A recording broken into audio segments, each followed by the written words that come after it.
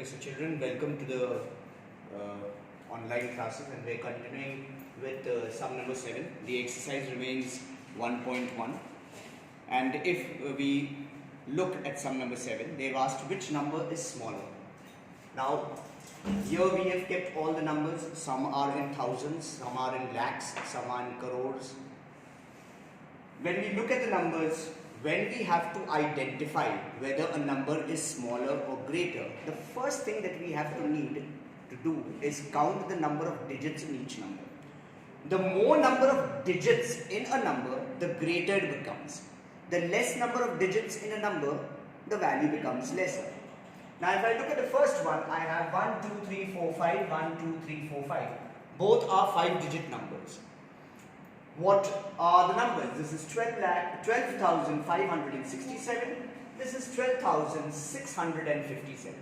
12,000 remains the same. But this is a 500 number and this is a 600 number. So obviously this number is smaller. All you need to do is write both the numbers with the word "or" in between and just underline the smaller number. Don't write which is the smaller number, just underline the smaller number. We go to the next one. We have 1, 2, 3, 4, 5, 6, 7, 8. 1, 2, 3, 4, 5, 6, 7, 8. Equal number of digits in both the numbers. So this is 4 crores 50 lakhs 98,143 and this is 4 crores 51 lakhs 87,546. Both are 4 lakhs. Both are 4 crores. But this is 50 lakhs and this is 51 lakhs. Obviously, I don't have to check for the other digits. It tells me that 4 crores 50 lakhs 98,143 is the smaller number. I go to my next sum and it says that there are two numbers out of which I have to identify which one is smaller. Again, I count the number of digits 1, 2, 3, 4, 5, 6, 7, 8. 1, 2, 3, 4, 5, 6, 7, 8. Again, the number of digits in both the numbers is the same. So I have my hundreds, thousands, lakhs, crores. 100,000 lakhs, crores. Both are in crores. This is 5 crores and this is 4 crores. I don't have to check for the other digits. Obviously, 4 crores is smaller than 5 crores. So I just underline. You don't have to individually go through each and every period. Whichever one of the highest periods is greater, that one becomes greater and the other one becomes smaller. You don't have to check for all the other periods. Now again, I count the number of digits 1, 2, 3, 4, 5, 6, 7, 8. 1, 2, 3, 4, 5, 6, 7, 8. Equal number of digits in both the numbers. I have my hundreds, thousands, lakhs, crores. Hundreds, thousands, lakhs, crores. This is 3 crores, this is 3 crores. Because they are equal, I have to go to the next period. 49 lakhs, 49 lakhs. This also happens to be equal. So I go to my next period, which is the thousands. 88,000, 89,000. Obviously, 88,000 is smaller than 89,000. I directly underline. Now I do not check for the other periods. Clearly and very surely you can identify which one is smaller and which one is greater. The concept behind this is always you need to count the number of digits. The more number of digits in a number, the larger is its value. The lesser number of digits in a number, the lesser is its value. But if they both have the same number of digits, then you have to go period wise, and whichever period is greater becomes the greater number and whichever period has the smaller digit becomes the smaller number. We move on to the last sum of this exercise, and that is sum number 8, that says arrange the following numbers in descending order.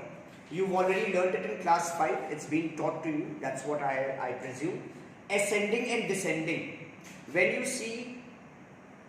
hear the word ascending and descending in mathematics, if you're going to write A, B, C, D upwards, when you go from A to D or D to A, ascending means ascending A to D. If I have to go from A to B, I am moving up. So ascending means from small to big.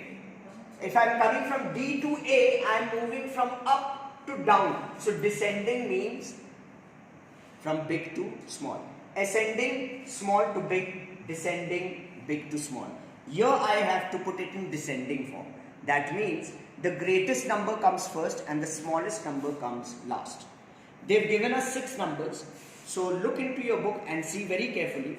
The first 2 numbers are how many digits? 1, 2, 3, 4, 5, 6, 7. Both are 7 digit numbers. I go to the next one and I count the digits. 1, 2, 3, 4, 5, 6, 7, 8.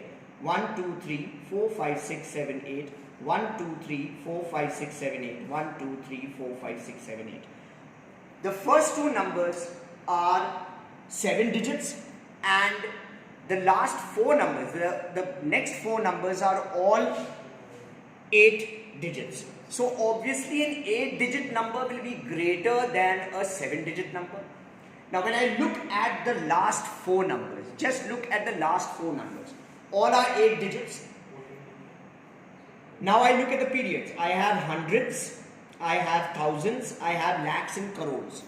In the crores place value, 2 numbers have 1 and 2 numbers have 2.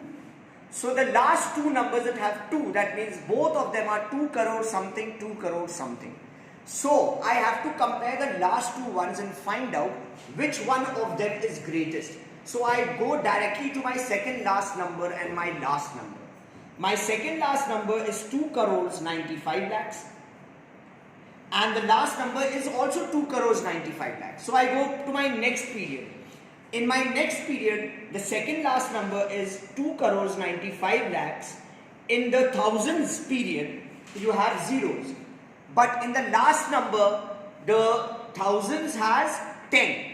And 10 is greater than 0. So the last number out there, that is 2 crores 95 lakhs, 10,200 will be the first number because that's the greatest amongst the 6. So I will write 2 lakhs 95,000. Sorry, 2 crores 95 lakhs 10,200. That is my greatest digit. Now because the last 2 digits are the greatest amongst the 6, but natural, if the 2 of them becomes the greater, the other obviously becomes the next one, that is, it is smaller than that one. So the 5th number becomes the smaller one, it becomes 2 crores 95 lakhs and 141.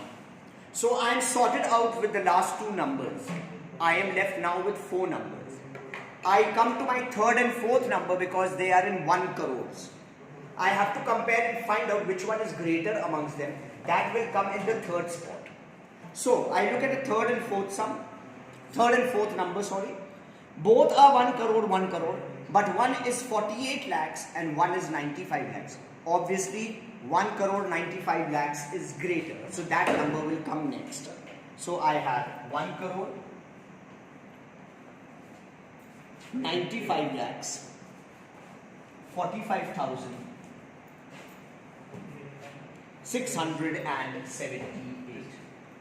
Please do remember to leave some space between the numbers. When you finish writing the numbers, leave some space. I am drawing 2 lines, but you don't have to draw 2 lines. You have to put 2 fingers and then write the next number. So each number is away from each other. Obviously, when I compared the 3rd and the 4th number, I found that 1,95,000 is greater. So the other number is smaller than that. So I will write the other number. That will become 1 crore 48 lakhs 5,654. I am now left with the 1st and 2nd number. Now I have to find which one is greater amongst them. So one place, the first number is 78 lakhs, the other is 70 lakhs. But natural, 78 lakhs is greater, so that number goes next. So 78 lakhs, 13,018. And the smallest of all of them is 70 lakhs, 99,954. Now when you are doing this sum number 8, you will write down the instruction. Many of you all called me and asked me also, do we have to write the instruction? Yes, you have to write the instructions. You just don't directly write the sum, you have to write the instruction. The instruction tells you actually what's happening in the sum. What are you actually doing? You just can't write a sum number and A and then start solving it. What are you doing in the solution? What is being asked? So when you are writing your sum number 7, you have to write WHICHNUMBERISSMALLER question mark, which number is smaller, and then start doing the sums. Similarly for 8, you have to write the instruction, arrange the following numbers in descending order. You have to write that entire sentence. Take down the sum, take down all those numbers in the jumbled form, write down that, leave a line and then write this answer. I have told you that I will not write what's given in your textbook because you have to make use of your textbook. You have purchased that textbook just not for it to lie in one place, not being used at all. You have to copy your sums from the textbook. The solution you have to take from the video. So now we will move into the next exercise, and that is exercise 1.2.